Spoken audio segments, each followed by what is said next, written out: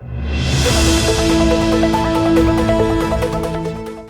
तेजस पाटील गाडेगावच्या समस्या आहे. त्या अनुषंगाने इथले नागरिक आहेत, गावचे उपसरपंच, गाडेगावचे उपसरपंच आहेत, त्यांच्याबद्दल काय सांगतात?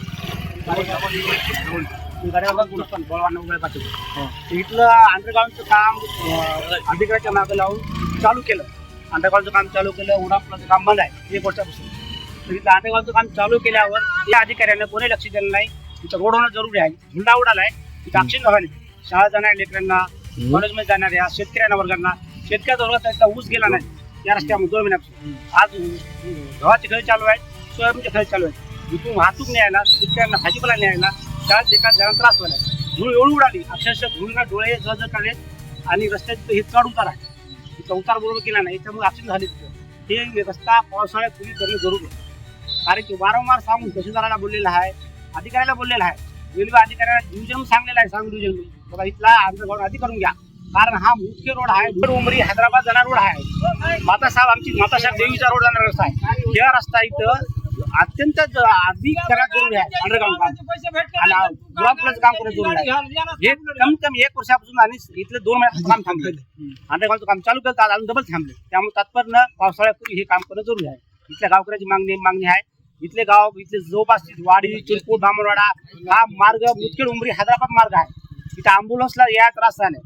अँब्युलन्स शेतकरी जे कोणते वर्ग असतील त्यांना त्रास झाला. त्यामुळे इथलं काम करणं जरुरी आहे. त्यामुळे वारंवार त्यांना सांगितलेलं आहे, याच्यापुढे जर काम होणार गेलं तर आंदोलनाचा इशारा देण्यात येईल. कारण इथले अर्धा गावातले लोक आहेत, पब्लिक आहे, यांना खूप त्रास होत आहे. याच्याकडे शासनानं बघायचं. त्रास व्हायला लेकरांना, ऑटोवाल्याला भांडण आहे, भायनावला व्हायला आहे, शाळेत लेकरांना, कॉलेजच्या लेकरांना जाणं सगळ्याला भांडण आहे. त्याच्याकडे शासनानं बघावं आणि याच्याकडे तात्पर्य लावून पावसाळ्यापूर्वी हे काम करणं जरुरी आहे. हां, कारण की शेतकरी वर्गासाठी हा खूप मेन रस्ता आहे आणि मेन अंडरग्राऊंड. अडचण काय साहेब, 2 वर्षापासून ब्रिजचं काम चालू आहे. हे रस्ता बरोबर नाही, आम्हाला शाळेत जायला लिखायला तकलीफ आहे. 2 वर्ष काम करून गेलं, तिकडला रस्ता आम्हाला तिकडला रस्ता चालू नाही. पाऊस पडला तर पुरा इथं पाणी, पाऊस पडला तर पुरं पाणी साचते. मोठ्या गाड्या चल्या त्या इथून.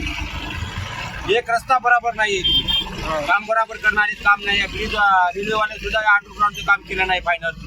आता जर एक पाऊस पडला तिथून गाड्या जात नाहीत बघा. तिकडे रस्ता आम्हाला तिकडे बी रस्ता करून ठेवलेला आहे.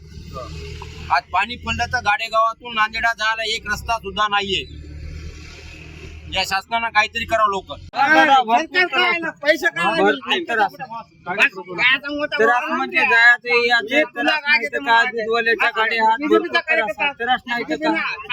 शाळेच्या गाड्या, मालाच्या गाड्या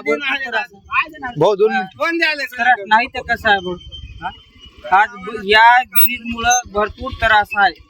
याच्यामुळं म्हणजे का त्रास आहे तर तुम्हाला सांगतो, हे रस्ता बी गिरीचं काम करणं आले 2 वर्षापासून काम चालू आहे. तर किती दिवस झाले, आज 1 वर्ष 1.5 वर्ष झाल्यासारखं, आता 2.5 वर्ष जवळ आले काम त्याचं चालू आहे. तर आता तुम्हाला सांगतो अजून त्याचं काम झालेलं नाही.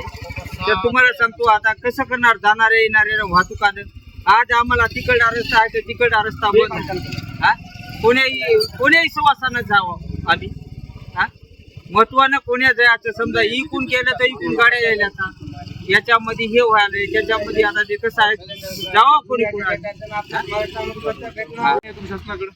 शासनाकडे आमची मागणी आहे की आमच्या शेतामधून इथून रेल्वेनं वाट काढलेली आहे.